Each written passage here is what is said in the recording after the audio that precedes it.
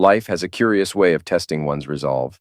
My early years were a string of simple joys and ordinary struggles, where the biggest dilemmas were choosing between summer baseball leagues and long weekends at the lake. Yet even then, a sense of unease seemed to shadow me, whispering that the stability I took for granted could crumble in an instant. It was a lesson life delivered in small doses until the day it struck with a force I couldn't ignore.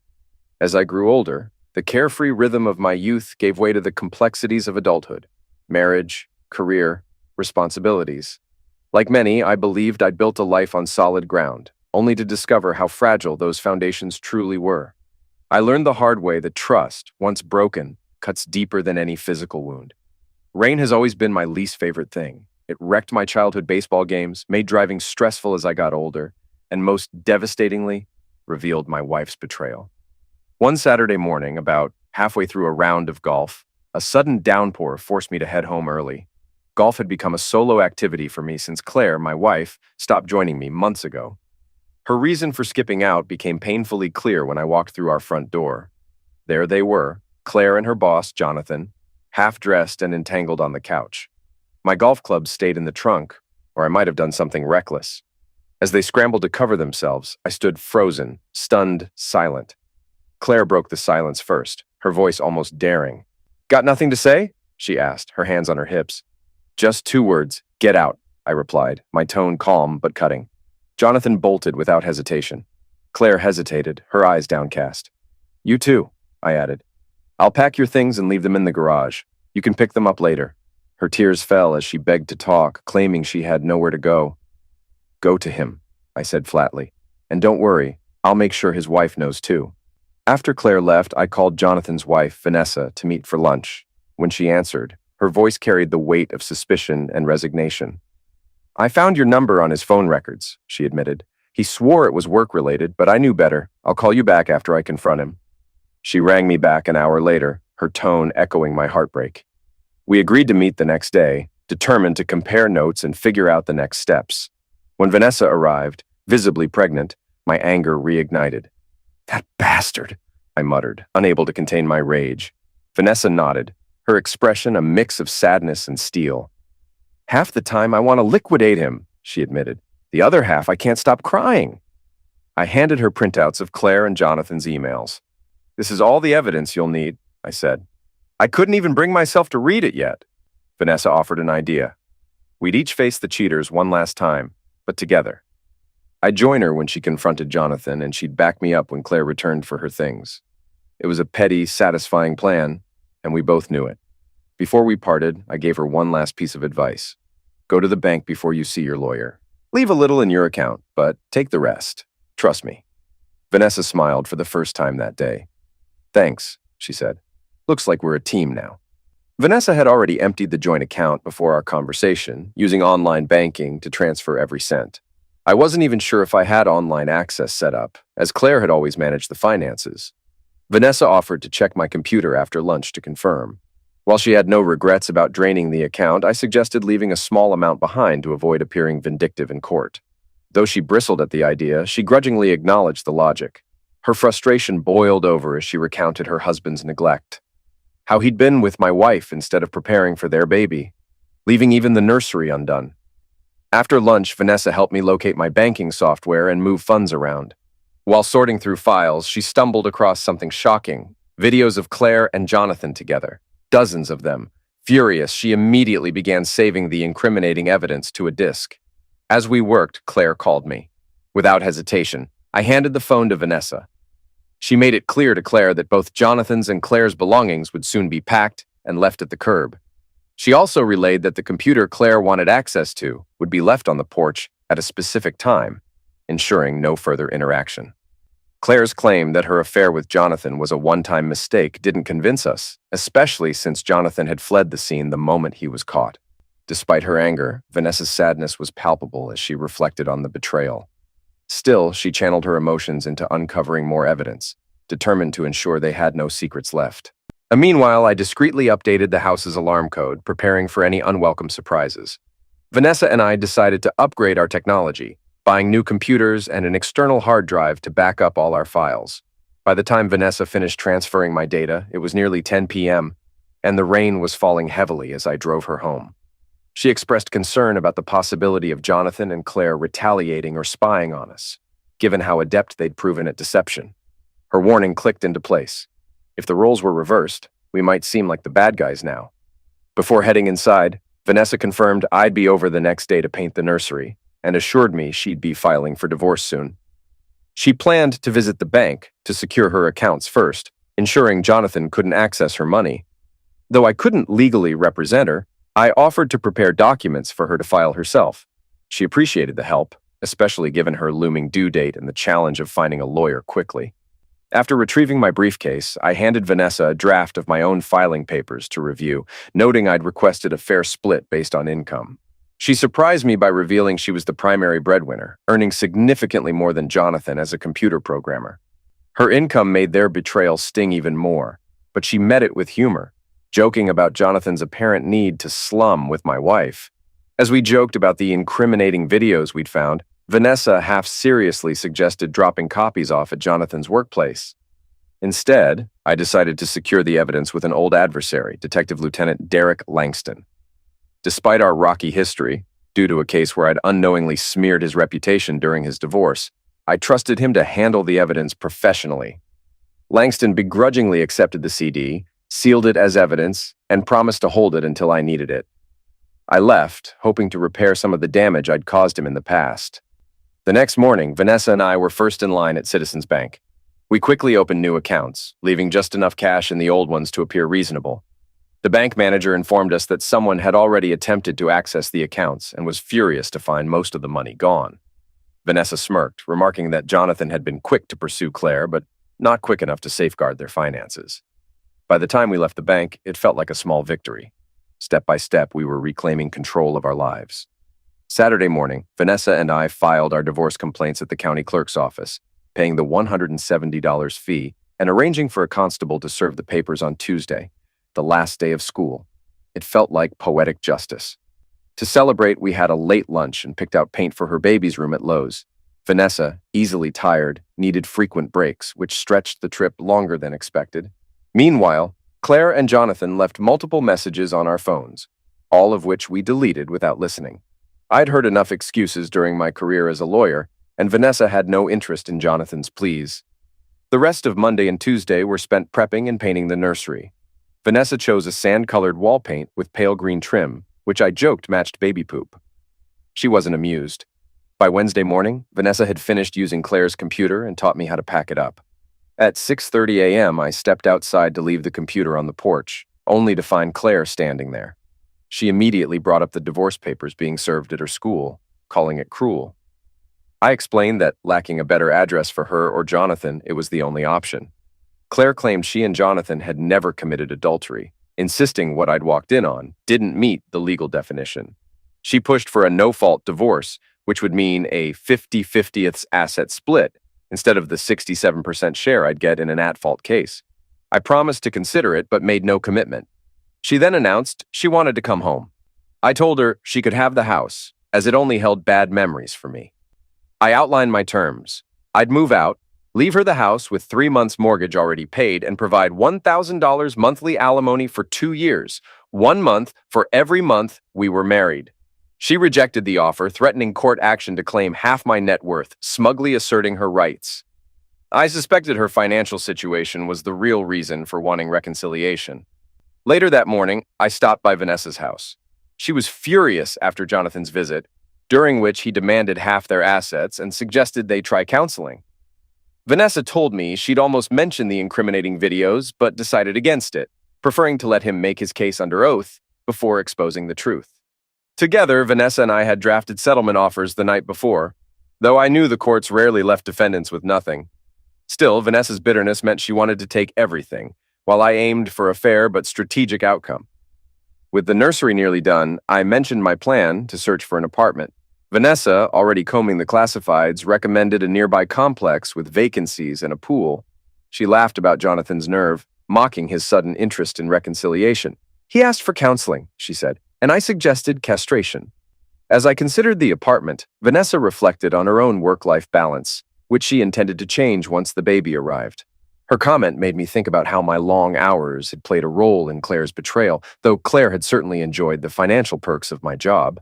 Vanessa agreed, adding that money wasn't everything, a sentiment that resonated, though it came a little too late to save my marriage. It was just after midnight on a stormy Friday when Vanessa called me in labor. Living only a few blocks away in my new apartment, I reached her house in less than 10 minutes. Although we had rehearsed for this moment multiple times, the real thing was a chaotic rush. Over the past 2 weeks, my life had been a whirlwind. I'd painted the nursery, assembled furniture, and even bought a digital camera and camcorder to capture the baby's arrival. At the same time, I was settling into my new apartment, juggling an onslaught of calls and threats from Claire's attorney, and helping Vanessa navigate similar harassment from Jonathan's lawyer. At the hospital, Vanessa clung to my hand and pulled me into the delivery room. I hadn't planned to stay for the entire process. My intention was to support her until things got serious and then step out. But as the storm raged outside, I realized there was no escaping.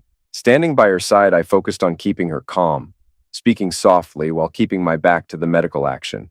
When the doctor asked if I wanted to cut the umbilical cord, I politely declined. However, when Eve Carter, a small, wriggling, and slightly messy bundle, was placed in my arms, I felt an unexpected surge of awe and joy.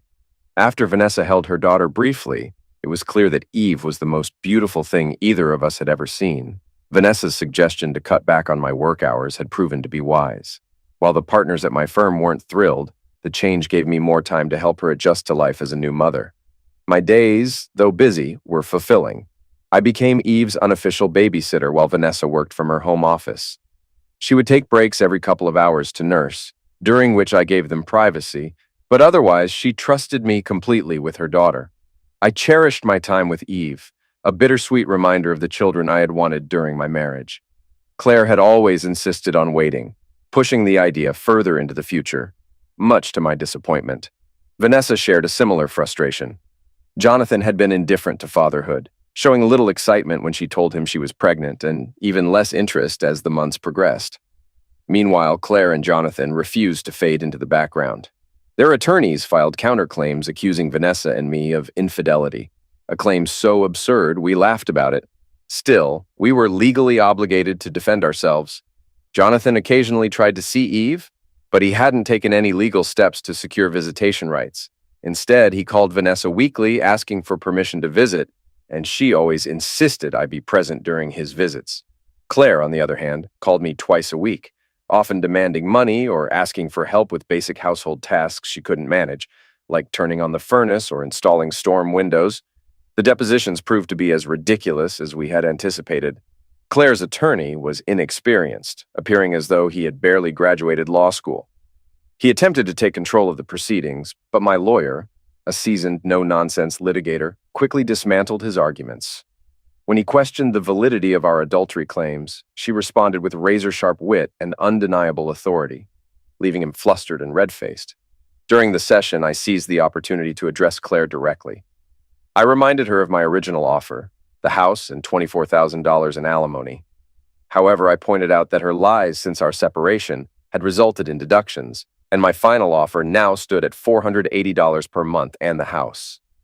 Claire bristled, vehemently denying any dishonesty or infidelity. She insisted she had never slept with Jonathan before our separation. My attorney formally asked her under oath if she had an intimate relationship with Jonathan prior to June 3rd. Claire's emphatic denial, delivered with a smug air of confidence, was carefully recorded. When Claire's lawyer turned the questioning on me, asking if I had an intimate relationship with Vanessa, I was ready. I calmly stated that I had never had such a relationship with Vanessa, either before or after June 3rd. I explained that I had first met her on June 4th, when she was visibly 9 months pregnant, and clarified that while we had developed a close bond, our relationship was neither romantic nor intimate. As we left the deposition, Vanessa and I felt a mix of frustration and determination. While Claire and Jonathan continued their attempts to complicate matters, we were prepared to stand firm. The road ahead would be contentious, but we had truth and each other on our side. Late one evening during the legal battles, Claire's attorney confronted me with accusations, claiming to have photos of Vanessa and me at each other's homes. He even insinuated that Eve, Vanessa's newborn daughter, might be mine. The remark sent me over the edge. Before my attorney could intervene, I was on my feet, shouting, I warned him against further invasive behavior, threatening severe consequences if cameras continued to follow us. I also reminded Claire that rejecting our settlement offer might not be in her best interest, especially given Vanessa's professional expertise in digital forensics. She had until Monday at 5 p.m. to reconsider. By Tuesday afternoon, I hadn't heard from Claire regarding the offer, but I had received a call from Judge Bettina Markle's chambers. Claire's lawyer had filed a grievance over my outburst, claiming my words were threatening and unprofessional. I was to appear in the judge's office at 2 p.m. with my attorney. Earlier that day, Claire sent her counteroffer. She wanted the house and $50,000 in lump sum alimony. Vanessa, meanwhile, received a similarly ridiculous demand from Jonathan, leaving her furious. Clearly, Claire and Jonathan had been comparing notes. In Judge Markle's chambers, the young attorney laid out his case, painting my outburst as an egregious violation of legal decorum. My lawyer, calm and composed, quickly dismantled his argument. She pointed out that I was acting as a plaintiff, not as an officer of the court, and suggested that his immature behavior had likely provoked my reaction. She noted, with a sweet smile, that if he continued his sanctimonious attitude, future clients would likely respond similarly. When Judge Markle asked me directly what I'd said, I didn't shy away from the truth. I repeated my words almost verbatim, fully aware that the judge herself had said something similar to me years earlier. Her reaction was immediate. She laughed, dismissing the attorney's grievance as overblown. Being called a twit is not actionable, she told him bluntly, adding that my assessment of him had likely been accurate. She even warned him that I wasn't someone he'd want as an enemy, her tone making it clear she had little patience for his complaints. Red-faced and sputtering, the young lawyer attempted to regain control of the conversation, suggesting that the court was part of a biased good old boy network. Judge Markle's eyes narrowed dangerously, but I jumped in before she could respond. I warned the attorney to be cautious about his tone in chambers, implying that his arrogance might land him in contempt. Judge Markle, picking up on my sentiment, sternly reminded him of courtroom etiquette and warned that his behavior would not be tolerated in the future. She dismissed his request for judicial recusal, stating it was both unnecessary and unfounded. Claire sat silently throughout the exchange, her complexion growing paler as the judge delivered her verdict. As we left the chambers, she avoided my gaze. I addressed her directly, rejecting her counteroffer with a curt, "Fat chance." The following weeks brought a sense of normalcy amid the chaos. I spent several evenings a week with Vanessa and Eve, learning the ropes of caring for a newborn. I became adept at fixing bottles, changing diapers, and soothing fussy cries. Vanessa even began taking short breaks to herself, trusting me to handle Eve on my own. I didn't mind the responsibility. In fact, I found it deeply rewarding. When Eve fussed, I'd take her for short walks and hum silly songs until she fell asleep. As much as I enjoyed my time with Vanessa and Eve, I struggled to define our relationship. While I began to hope for something romantic, Vanessa treated me like a trusted friend, almost like a brother. For the most part, I mirrored her attitude. We spent evenings watching movies or chatting after Eve went to bed, and we shared dinner almost every night. The companionship was easy and comforting, so neither of us pushed for more. Besides, the idea of sleazy photographers lurking around made it easier to keep things platonic. For now, we both seemed content with the quiet rhythm of our friendship, even as the chaos of our divorces swirled around us. It wasn't perfect, but it was a far cry from the turmoil we'd both endured. In early January, the cases of Cooper v. Cooper and Carter v. Carter finally made their way to family court. Claire had made an unsuccessful attempt to contact me to renegotiate terms, but I refused, still furious about the private investigator she'd hired. Jonathan, meanwhile, had stopped visiting Eve altogether, likely fearing Vanessa might pursue child support. For now, she held off, as a judge from another county had been assigned to oversee both cases, which were scheduled for the same day. Mine in the morning, Vanessa's in the afternoon. We anticipated the second hearing would become unnecessary. That morning, the clear blue sky felt like a promising sign as we entered the courthouse. The court dismissed Claire's counterclaim without comment. Although she presented photos of me leaving our home and of Vanessa at my house, none of the images suggested anything inappropriate. Our case was straightforward, and Claire had explicitly denied under oath any affair with Jonathan Carter. We held on to our strongest evidence, videos and emails, hoping they wouldn't be necessary, but it became clear they would. During my testimony, I vaguely referenced evidence of their relationship predating June 3rd, but wasn't questioned further. Claire repeated her denial of the affair under direct questioning and cross-examination. That's when my attorney made our move, calling Detective Lieutenant Derek Langston as a rebuttal witness. Because Langston was offering rebuttal testimony, we weren't required to disclose him as a witness, leaving the defense unprepared. After being sworn in, Langston's disdain for me was evident. Asked about our relationship, he declared he had none, and in fact, strongly disliked me, citing my role as his ex-wife's divorce attorney. This statement drew objections from Claire's attorney, but my lawyer emphasized that Langston's lack of personal interest in the case was critical to establishing credibility. Langston recounted our last interaction on June 5th of the previous year when I'd given him a sealed compact disc, documented with a chain of custody form. The detective confirmed that the disc had remained secured in his office safe, to which no one else had access since he'd changed the combination. Producing the sealed disc and its accompanying chain of custody form, Langston handed both to the court as evidence. Claire's attorney objected, but the judge allowed it. The disc was entered as evidence, and my attorney asked the judge to review its contents privately, as they were unsuitable for public viewing. As the disc was introduced, Claire's complexion turned pale, and she whispered urgently to her attorney, who appeared equally unsettled. The defense tried unsuccessfully to undermine Langston's testimony during cross-examination, but the detective, experienced in courtroom testimony, held firm. After this, the judge called a recess to review the disc, promising a decision by 11:30 a.m. In the hallway, I found Vanessa pacing with Eve in her sling. She handed the baby to me with a knowing smile. "This afternoon's hearing might not even be necessary," I remarked, adding that it was unfortunate she wouldn't get to see Jonathan's reaction. Vanessa smirked. "Oh, I'll still get my moment when he comes crawling back to grovel. That'll be worth it." As we spoke, Claire and her attorney approached with Jonathan and his lawyer trailing behind. Claire, visibly agitated, wasted no time. "I'll accept the original offer," she said, though her tone suggested she still thought we were bluffing. "Jonathan thinks Vanessa might have fabricated something on the computer." Vanessa stepped forward, her voice sharp. "You're delusional. Do you think we'd involve law enforcement if this were fake? The evidence is airtight. You're caught, Claire. Everyone knows it. Me, Ryan, and now the judge." Claire's lawyer attempted a counteroffer, but Vanessa cut him off.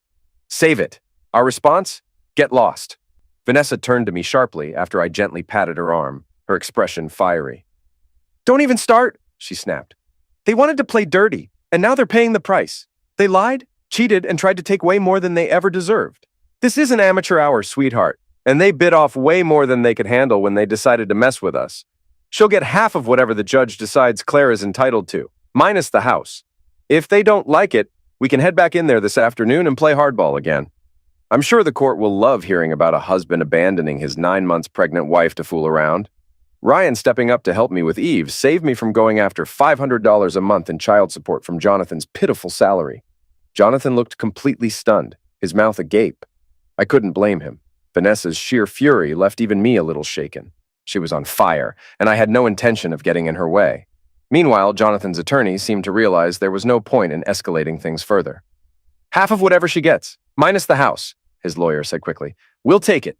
Vanessa wasn't done. "Oh, and Jonathan here covers my legal fees," she added coldly. "It's an at-fault divorce, and that's his responsibility." Jonathan's attorney nodded without protest, and Vanessa turned to me with a sly smile. "So, can I assume you're charging me your usual rate for the advice you've been giving me?" she asked, clearly enjoying herself. "I've heard you charge $600 an hour. My lawyer says your time is just as billable as hers." I couldn't help but chuckle, and I noticed Jonathan furiously doing the mental math. Vanessa grabbed my arm and guided me away from the group, her tone softening as we walked. "I'm sorry," she said. "I shouldn't have made that decision for you. I know you didn't want her left with nothing, but it's what they deserve. Still, I overstepped." I patted her arm again. "It's fine," I replied. "You're right, and I was wrong. Mark this day. It might be the only time you hear that from me." She smiled. "Oh, I doubt it," she said. "You said the same thing after we finished decorating Eve's room. You admitted the colors were perfect and that you shouldn't have doubted me." I laughed and nodded, ready to respond, but our attorneys approached, breaking the moment. "She's willing to settle for $500 a month in alimony for 2 years, my lawyer announced with a grin. "She keeps the house and gets 1/4 of the joint account." With Eve strapped to my chest, I shrugged. "They still don't get it," I said. "This is an at-fault divorce. By law, she's entitled to no more than 1/3 of the marital assets. Technically, I could force her to sell the house and take 2/3 of the proceeds. She's lucky I'm not making her sell it just to cover my legal fees. Forget alimony. We'll let the judge decide. Claire's attorney sighed and turned away, shaking his head. Claire looked ready to burst into tears. When the judge returned, her ruling was harsher than I'd anticipated. "Miss Wallace," the judge said sternly, "the contents of that CD were appalling. It's clear you misled this court in an attempt to gain more financially, which I do not take lightly. Mr. Cooper extended several generous offers, and you refused them all in pursuit of more. Well, you've overplayed your hand. The division of assets is as follows: 94% to Mr. Cooper and 6% to Miss Wallace. Alimony is warranted, but I order Mr. Cooper to pay $5 per month for the next 2 months. Mr. Cooper has already paid $1,000 per month for the past 7 months, and I order that amount returned minus $10. Neither party may remove the other as a beneficiary on any existing insurance policies. Miss Wallace, you may retain the marital home for 5 years, during which you will bear all associated costs. After 5 years, the house must be sold, with 75% of the proceeds going to Mr. Cooper and 25% to Miss Wallace. The property must be appraised within 30 days, at Miss Wallace's expense, and the appraisal value will set the starting price for the sale. Any shortfall below that appraisal will come out of Miss Wallace's share. Finally, Miss Wallace is ordered to cover all reasonable legal fees for this case. Mr. Cooper's attorney will submit an itemized list of expenses within 60 days. Court is adjourned. As the judge exited, I turned to see Vanessa sitting in the back row with Eve. She grinned and nodded toward Claire, who was sobbing quietly. Jonathan sat behind her, gripping his temples as if his head might explode. I couldn't resist a final jab as we walked past them. "That's one expensive mistake," I muttered to my attorney, making sure they both heard. That evening, Vanessa and I celebrated by taking our attorneys out to dinner. Despite being opponents in court countless times, I'd always respected them, and they joked that their clients should treat them to meals more often after favorable rulings. Since legal fees often took years to collect, I decided to start a trend. Midway through, Vanessa surprised everyone with a sudden change in strategy. She decided to let Jonathan and his lawyer sit on the situation for a couple of days before making an offer. She would forgive the money Jonathan owed her and refrain from pursuing child support, but only on the condition that he stayed away from her and Eve permanently. Her rationale was rooted in practicality. Having achieved the emotional satisfaction of exposing him, she recognized the value of not pushing someone so far that they had nothing left to lose. It was an uncharacteristic move for Vanessa, who had been fiercely determined to hold Jonathan accountable for every transgression. Over the months, she had come to embrace some of the advice I had given her during our countless discussions. She acknowledged that generosity in moments of advantage could make a powerful statement.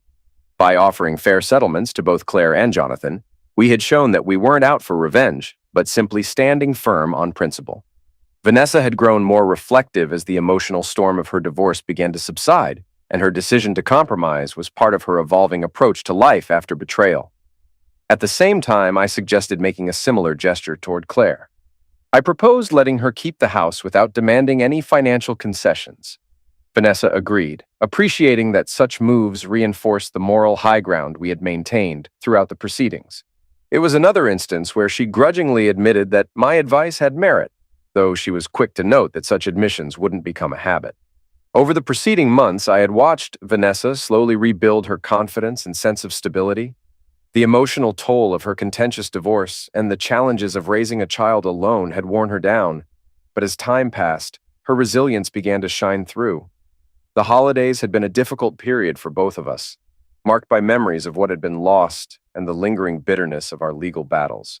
However, as the court date approached and ultimately passed, Vanessa seemed to regain her footing.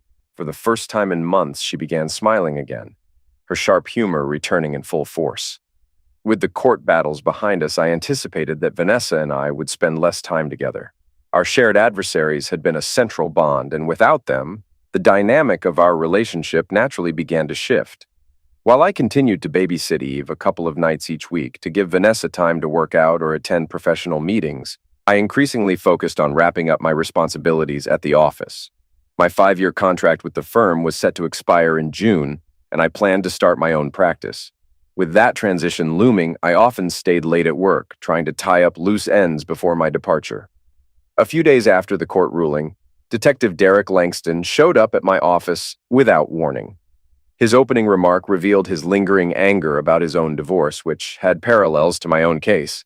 He told me bluntly that his ex-wife had lied to him, something he had only realized a year earlier. I acknowledged that I had been similarly deceived, having been drawn into her manipulative web. For the first time, Langston smiled, albeit bitterly, as he admitted that his ex-wife had a unique talent for ensnaring people. Langston shared how he had uncovered the truth about her when she attempted the same tactics with her next husband, a man nearly 70 years old. A routine check revealed there was no plausible way her claims against him could be true, much like the accusations she had once leveled at Langston. I explained that her pattern of behavior had become clear to me only after I learned of her new husband's age, which led me to offer her legal representation on the condition of upfront payment. When she failed to produce the funds, she attempted to barter in ways that revealed her true nature. Langston laughed at the absurdity of the situation, but there was a shared sense of frustration between us about how thoroughly she had manipulated both of our lives. Our conversation turned to the disc I'd entrusted to him during the case. Langston admitted that he hadn't known what it contained until I revealed its incriminating content. The thought of what might have been done with such material sparked a moment of dark humor, as we joked about the potential for monetizing her exploits, a grim commentary on how low she had sunk. Despite the levity, our exchange was underpinned by mutual respect. I explained that I had chosen Langston to safeguard the disc because of his reputation for integrity, even when we had been on opposing sides. He seemed genuinely moved when I mentioned sending a letter to his superiors to highlight his professionalism and explain the circumstances of his ex-wife's deceit. Although he hadn't been informed about the letter directly, he speculated that it might have played a role in his unexpected promotion to lieutenant earlier that year. By late March, as I prepared for the end of my contract and the beginning of my solo practice, Vanessa called my office one evening to check in. Her tone was sharp, bordering on confrontational. She expressed frustration that I had been distant lately, pointing out that while I still babysat Eve, I left as soon as Vanessa returned home, avoiding the casual dinners and conversations we had once shared. She implied that my behavior was reminiscent of mistakes I had made in my marriage, where work often took precedence over personal connections. Flustered, I explained that I was simply trying to finish up my remaining obligations at the firm before taking my unused vacation time. Vanessa dismissed my excuses and firmly claimed a week of my upcoming free time for herself and Eve. When I jokingly asked if she had a new home improvement project in mind, she coldly replied that it wasn't about work, but about reconnecting. Then, without giving me a chance to respond, she abruptly ended the call. Her reaction left me thoughtful. It was clear that while the courtroom battles were behind us, rebuilding trust and balance in our personal lives would take more effort than I had anticipated. 2 evenings later, I showed up, feeling a bit guilty, to watch Eve while Vanessa went to the gym. Lately, my own diet and exercise habits had taken a back seat. Without the routine of dining with Vanessa and Eve every night, my meals had devolved into a greasy carousel of fast food and snacks. I knew I needed to make a change, but that evening wasn't about me. It was about fulfilling my promise. Vanessa greeted me at the door with a calm but slightly unexpected demeanor. She mentioned she'd made other arrangements for Eve, hinting she wasn't entirely sure I'd show up. While her words stung a little, she quickly apologized for her behavior during our last conversation, admitting she had overreacted and regretted hanging up on me. She explained that Eve had a playdate that evening, which opened the door for something she hadn't suggested before. She wanted me to join her at the gym. Initially, I deflected with humor, joking about my commitment to perfecting the roundness of my cheeseburger-fueled physique. But Vanessa wasn't taking no for an answer. With her usual determined charm, she insisted, saying she'd even drive. Her persistence won out, and I found myself tagging along. Before long, our routines began to resemble the rhythm of our lives during the chaos of our divorces. We resumed having dinner at each other's homes most weeknights, though now the atmosphere was lighter. I watched Eve at least once a week to give Vanessa time to decompress. And after our shared gym sessions, we often stopped at the grocery store. Vanessa would ensure my cart contained more than just cereal and junk food, teasing me about my lack of culinary ambition. When my vacation weeks arrived, I spent my days looking after Eve while Vanessa worked. As Eve's first birthday drew closer, so did the anniversary of one of the most painful chapters in our lives. I expected the day to dredge up anger and sadness for Vanessa, but she carried herself with a quiet resilience that caught me off guard. She even admitted over a shared bottle of wine that her life was better now than it had been before. She didn't miss Jonathan, and she felt freer than she had in years. Her words mirrored my own feelings. I admitted that while I missed parts of the relationship I'd once had, I didn't miss Claire herself. Vanessa squeezed my hand in solidarity, reassuring me that we were both better off. The moment felt grounding, a shared acknowledgement of how far we'd come. As I prepared to open my solo practice, I found myself reflecting on the evolving nature of my relationship with Vanessa.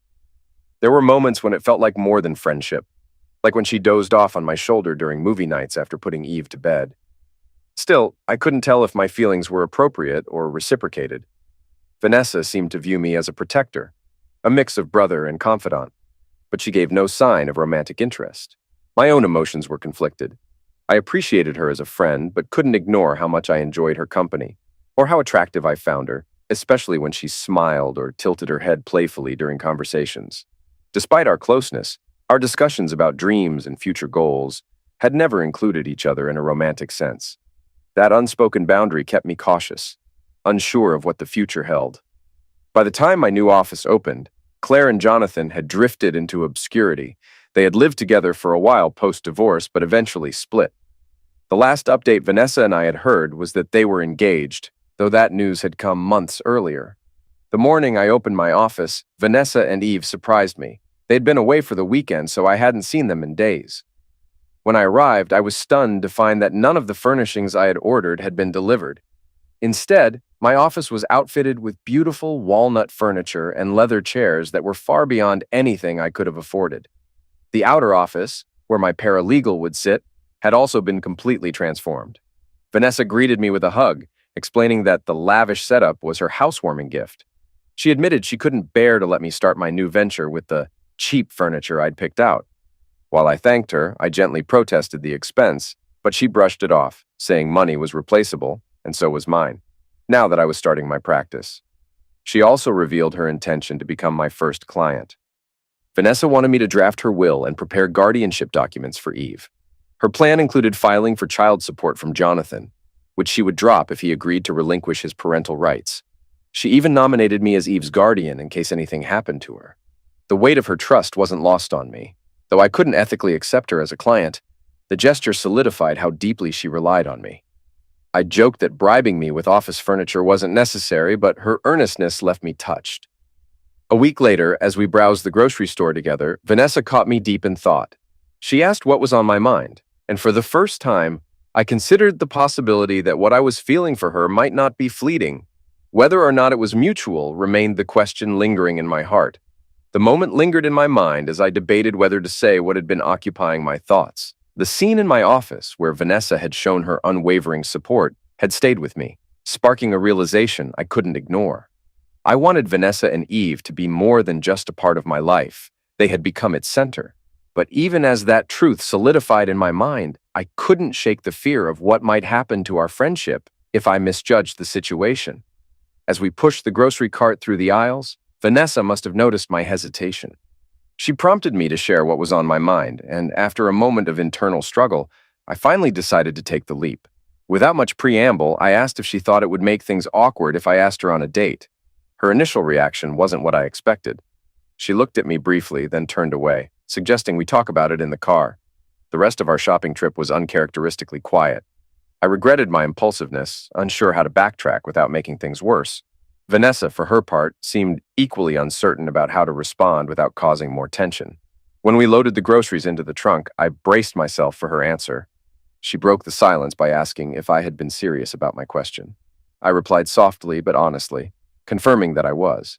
What happened next caught me completely off guard. Vanessa burst into laughter. I stared at her, bewildered, as she struggled to catch her breath, pointing out how ridiculously earnest I looked. Still chuckling, she asked me a series of questions to illustrate a point I hadn't considered. How much of our free time did we spend together? What kinds of things did we do when we were together? As I answered, it became clear that our lives were already deeply intertwined. Dinner, movies, quiet nights at home, playing with Eve. Our routine sounded an awful lot like a relationship, even if we hadn't labeled it as such. Then, she dropped a bombshell. For months, she had assumed we were already dating.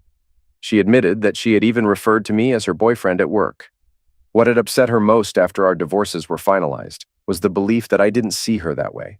She had thought I was waiting for the dust to settle before taking things to the next level. But when nothing changed, she'd felt hurt and confused. Her honesty left me speechless. She went on teasing me about how often she'd caught me watching her at the gym, even admitting that her increasingly flattering workout outfits had been for my benefit. I blushed, realizing how oblivious I'd been. She confirmed what I hadn't dared to hope. The person she'd been trying to impress was me. Finally, she encouraged me to ask her out properly. Though I joked about changing my mind, it was clear we'd both been waiting for this moment. Despite the acknowledgement of our feelings, we didn't rush into anything physical. There were practical considerations, especially when it came to Eve. At just 15 months old, she was an energetic whirlwind, toddling around with an insatiable curiosity. Childproofing became a constant battle. I spent 2 full days securing Vanessa's house and my apartment, only for Eve to outsmart my efforts within minutes. She removed outlet covers, figured out stair gates, and even managed to open cabinets that had baffled me. Her cleverness was both maddening and endearing as she proudly demonstrated her victories by taking our hands and showing us what she'd accomplished. Playpens proved equally futile. Eve was a master escape artist. In the end, we settled on a playmate, though its novelty quickly wore off, except for the noisy sections which she never seemed to tire of. Vanessa and I took turns hauling the playmate back and forth between our homes, each desperate for a brief reprieve from Eve's antics. But just when she seemed on the verge of driving me to distraction, she would do something impossibly sweet, like wrapping her tiny arms around my neck or looking up at me with her big, expressive eyes. In those moments, all was forgiven. It was a power she clearly inherited from her mother. Nearly 2 weeks after our car conversation, Vanessa asked me to spend the night. It felt like a natural progression rather than a dramatic shift. In many ways, our daily lives had already resembled those of a couple. Her earlier observation rang true. We had been dating for over a year without admitting it. The only change now was our willingness to embrace what had always been there. That night, Vanessa seemed slightly nervous as she entered her bedroom in a short white nightgown. Her hesitation was evident, and I wasn't sure if my inability to look away from her shapely legs was helping or making things worse. Either way, the moment was significant. A quiet acknowledgement of how far we'd come and how much we meant to each other. This wasn't just about crossing a line, it was about deepening a bond that had already transformed both our lives. Our first kisses were cautious, almost hesitant. After more than a year without physical intimacy, both of us were navigating unfamiliar territory. I knew, at least on my end, that I was hyper-aware of doing anything that might make Vanessa uncomfortable, and I suspected she felt the same. But as the night progressed, any initial uncertainties faded away. The intensity of our lovemaking spoke volumes. It was clear we were both exactly where we wanted to be. And when Vanessa woke me in the middle of the night for another round, I was fairly certain I hadn't disappointed her. That night was unlike anything I had experienced before. Vanessa wasn't passive or reserved. Instead, she was fully engaged, guiding our moments together with a natural confidence. She wasn't forceful, but her responsiveness left no doubt that she was as invested in our connection as I was. Her reactions showed me how much she enjoyed what I was doing, and that only deepened my pleasure. Every touch, every kiss, seemed to bring us closer, and somehow it only got better from there. By the time September rolled around, Jonathan and Claire had tied the knot. Their wedding came and went without an invitation for either Vanessa or me. Not that we expected one. Jonathan had eagerly signed away his parental rights to Eve in exchange for being absolved of all child support obligations. He didn't even hesitate, signing so quickly it was as if the ink left scorch marks on the paper. While Vanessa handled his decision with calm acceptance, it left me seething. I couldn't fathom how someone could discard their child so easily. It made my commitment to Eve even stronger. I agreed to be her legal guardian if anything were to happen to Vanessa, and revised my will to ensure my estate would go into a trust for her. Our relationship surpassed anything I could have imagined. Vanessa was everything I had ever wanted in a partner, though I couldn't pinpoint whether my preferences had shifted to align with her personality or if we were simply a perfect match. Whatever the case, it worked. Vanessa seemed just as happy as I was. She was openly affectionate, always finding little ways to show she cared, whether it was holding my hand during walks or brushing her shoulder against mine as she passed by. For my part, I couldn't resist patting her behind every chance I got or wrapping my arms around her whenever we were alone. Our connection was natural and easy, a constant source of joy. As the holidays approached, we sat down for a serious conversation about our future. It was a topic we had danced around for months, but now it felt impossible to ignore. Both of us carried the weight of failed marriages. Mine had barely lasted 2 years, while Vanessa's had unraveled in just 18 months. We'd each been married for less than a year when our spouses began cheating. The statistics weren't in our favor, and we couldn't pretend otherwise. Yet we both understood that our past didn't have to define our future. I never compared Vanessa to Claire, and she never compared me to Jonathan. What we had now was entirely different. During that conversation, I finally articulated what made our relationship stand apart from any I'd been in before. Vanessa considered my thoughts carefully before agreeing with my assessment. The key difference, I realized, was the structure of our lives. Our relationship felt like two intersecting circles, overlapping in many areas, but retaining enough independence to maintain our individuality. By contrast, my past relationships had been concentric circles, with one person's life entirely enveloping the other's. Vanessa and I had plenty of shared interests and goals, but we also respected each other's autonomy. For example, she had no interest in golf, while I couldn't care less about the latest tech gadgets. Those differences didn't create distance, they gave us space to be ourselves. With Claire, that balance didn't exist. I explained to Vanessa how Claire had tried to mold herself around my hobbies and social life, going so far as to take up golf, not because she enjoyed it, but because I did. Her constant presence had felt suffocating at times, though I knew her intentions weren't malicious. Vanessa shared a similar story about Jonathan, who had wanted their lives to overlap completely. If I wanted to do something, he insisted on being there, she said.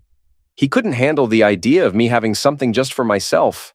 It was a stark contrast to the dynamic we had cultivated, where we each embraced the other's need for independence while cherishing our shared moments.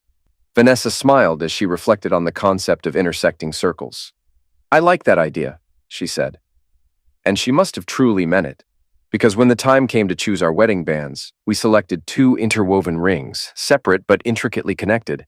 It felt like the perfect representation of who we were and what we had built together.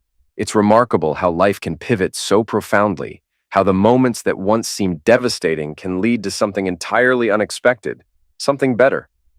Standing here now, reflecting on the chaos of those early days, I can't help but marvel at how the pieces eventually fell into place. Vanessa and I built a life rooted in trust, laughter, and unyielding respect. Eve grew into a spirited, curious child who tested every boundary, but also filled every corner of our lives with joy. Watching her, I often wondered if she would remember these days, the games, the laughter, the late-night lullabies. Maybe she wouldn't remember the specifics, but I hoped she'd carry the feeling of being loved, safe, and cherished. Our home became a sanctuary, not because it was free of challenges, but because we faced them together. Vanessa's fierce determination and quick wit kept us grounded, while Eve's boundless energy ensured there was never a dull moment. Even on the most exhausting days, when work pressures mounted or when Eve's antics tested my patience, I would look at them and feel a sense of gratitude that was hard to put into words. Claire and Jonathan faded into the background of our lives, their presence reduced to the occasional stray thought or whispered anecdote when Vanessa and I reminisced about the paths that brought us here. In some ways, I was even thankful for them, not for the betrayal or heartbreak, but for the clarity it brought me. Without them, I might never have recognized what truly mattered. The days turned into months and the months into years. Vanessa and I navigated the milestones together. The first day of school, the joys and heartbreaks of parenting, the quiet evenings after Eve was tucked into bed. Our relationship was far from perfect. No relationship ever is. But it was ours, built on a foundation of lessons learned the hard way and the unshakable belief that we were better together than apart.